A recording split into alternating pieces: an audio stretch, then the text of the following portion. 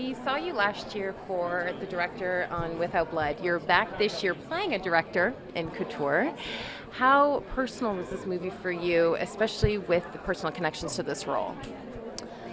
Oh, it's very personal, and yet I also it also felt unfamiliar. I was it's my first time doing a film in French. I think it's also a very universal film.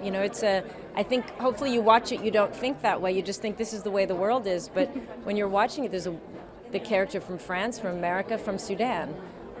We're tied together, and you may see our different stories and our different ways we are within the same situation.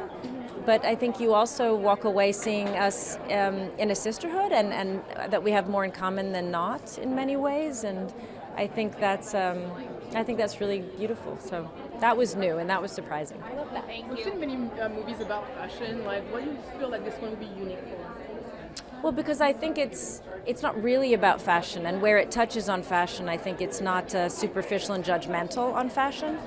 I think it's really, as I was saying, that couture is stitches.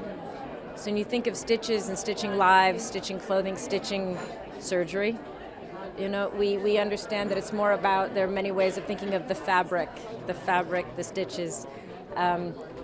So I think Alice was very smart to take a world that was actually unfamiliar to her, and then put within it these characters trying to find their way. So I think it's interesting when you have life and death, when you have beauty and pain, when you have these contrasts.